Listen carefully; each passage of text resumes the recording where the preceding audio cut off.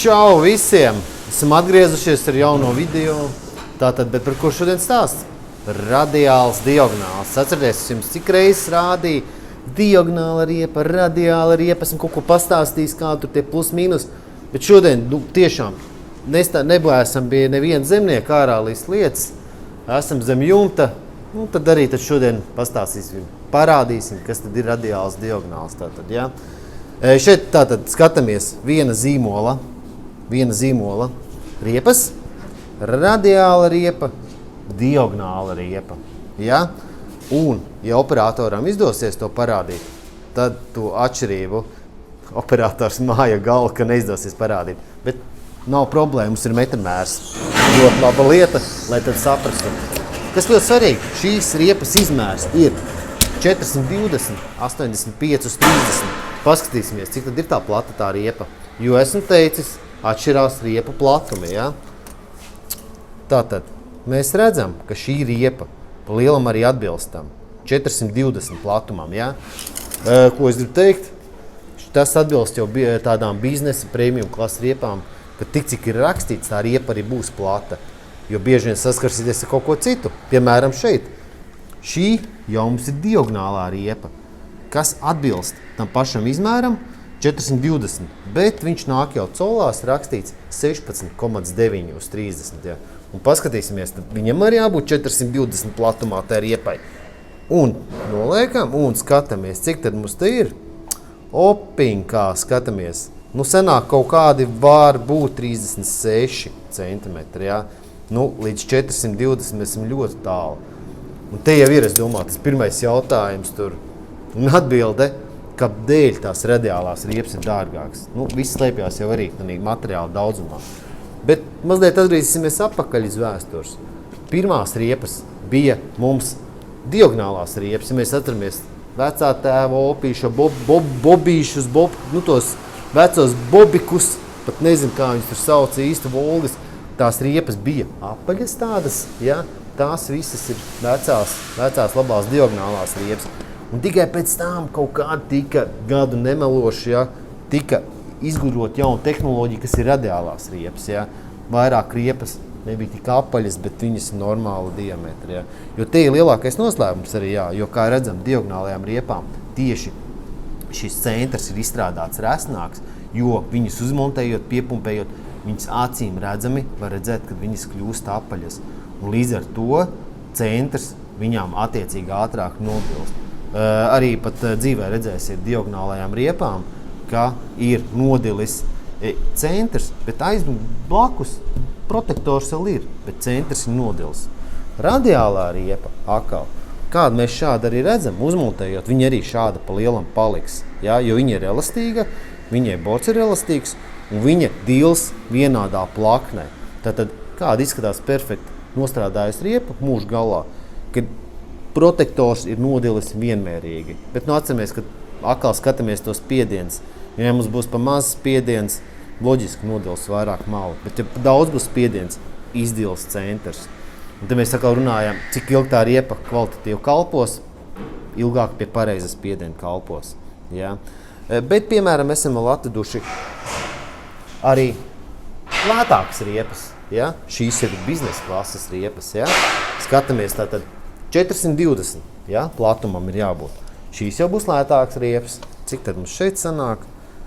Teiksim tā, kaut kādi, nezinu, ko jūs tur redzat, man liekas, kaut kādi 38, 39 centimetri. Arī nav tie 420. Ja? Tāpēc jau ir vienmēr, kādēļ ir dārgāks riepas, lētāks riepas. Tas ir uz to materiālu arī, protams, jā. Un mums arī ir diagonāla riepa, arī lētākā gala, jā. Tātad šeit mums arī sanāk kaut kādi 38, 39 pa lielam tas pats. Bet tāpatās arī šeit, arī tām pašām lētākajām riepām arī atkal. Šīs nodils ātrāk nekā šīs, jo radiālās turēsies vienmērīgāk, jā. Ja mēs runājam vēl tāpatās par tām traktoru riepām, tas nav vienīgais pluss, tātad, ja par to lēnāko dilšanu. Svarīgi ir arī tas pats komforts. Traktoriem amortizatori pa lielam nav. Diagonālās ir cietas, viņas ir cietas, viņām komforts nebūs. Radiālās ir elastīgas, borti maigi, tātad traktoram tu dod papildus komfortu Tas nav mans izdomājums vai kataloga izdomājums, to stāsta paši traktoristi, kas ir pārgājuši uz radiālajām riepām. Ja.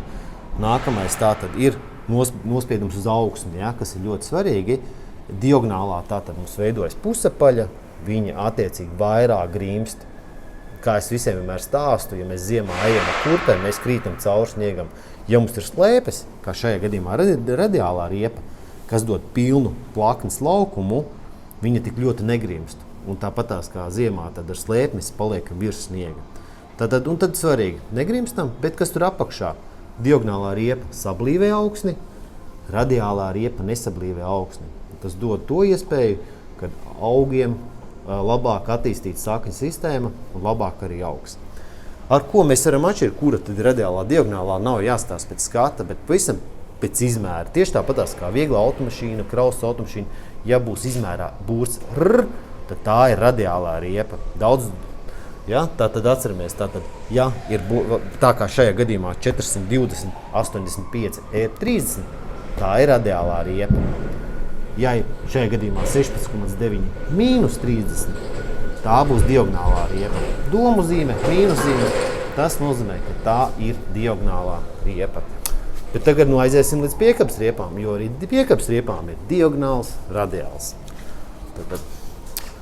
Lūk, arī šīs ir viena izmēra riepas, ja?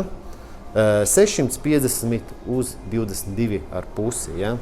Šajā gadījumā sāksim ar diagonālajām riepām, ja? Jo tas ir tā vēsture, jo vienmēr bija diagonālās riepas.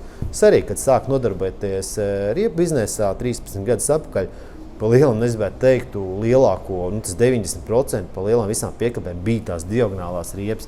Tikai pēc tām parādījās arī radiālās riepas. Ja? Kādēļ? To viņi pastāstīšu, bet šeit mēs arī varam, tā kā teiksim tā, ar ko tad atšķirās, ko mēs kur iegūstam. Ja tad skatāmies, tad riepas izmērs ir 600, tā kā, ja? Bet mēs ņemam protektoru daļu, ja operatoram izdosies, galva māja vai nemāja. Izdosies? Tagad izdosies, jā. Nofilmēt tieši, cik tad ir tas protektora daļa. Redziet, viņš ir tikai 50. Bet, protams, tie, kas jau ir ar riepām strādā, zina, ka riepas skatās no borta. Bet zemnieks jau ko dara? Viņš paņem, pieliek metrmēr tāpat, cik tad ir tas protektora daļa, ja? Jo, kur jau operators var parādīt, tad šī tātad diagonālā riepa, viņai noņemot šo te gredzenu, piepumpējot, viņa reāli kļūs apaļa. Un protektora daļa tātad būs stipri citādāka. Un mēs blakus, lūk, ir radiālā riepa, tātad te mums bija 50 kaut kādi, un šeit mēs jau iegūstam visus kaut kādus protektoru daļu, kaut kādus 56 cm jau, ja, kas jau ir daudz vairāk, 16 cm vairāk, ja. Un radiālā riepa tātad vienmērīgāk atkal būs, un arī tātad lēnāk dils, jā, arī piekabes riepas dils, tāds, kas interesanti nebūtu. Jo tātad, ja mēs braucam ar traktoru uz lauka, lielāka iespēja, tātad pilna piekabe nogrimt būs tieši diagonālajām riepām nekā radiālajām. Plus vēl kāds ir ļoti svarīgs, tas ne tikai uz piekabes riepām, arī traktori, lielāki ātruma indeks. Diagonālās riepas, piemēram, šīs standartā ir līdz kaut kādiem 40 km/h, bet jaunie John Deere, klāsikais, visi jau iet jau, mēs zinām jau 50, 65 km/h. Un tātad šīs riepas pastiprināti uzkarsīs, un tātad arī dils. Var arī rasties pēc tam problēmas, attiecīgi ar garantijas problēmām. Radiālās riepas jau ir izstrādāts līdz 65 km/h. Ja? Tātad, kas veicinās to riepu ilgmūžību. Viņām nebūs problēmas ar karšanu un tā tālāk. Tas kaut kādu 2 vārdos tā viss. Es ceru, ka tas jums noderēs saprast, kur ir tā atšķirība. Jo cenu starpība vienmēr ir, es teikšu tā, dažādi varētu būt diagonālā, radiālā, bet varētu pat būt tur līdz pat 40–30% tā cenu starpība. Un tādēļ arī mēs cenšamies stāstīt, kādēļ aizvēlās labāk radiālās riepas. Investēsi šodien, bet ilgāk ar viņām arī brauksi nekā ar diagonālajām riepām. Kaut kā tā.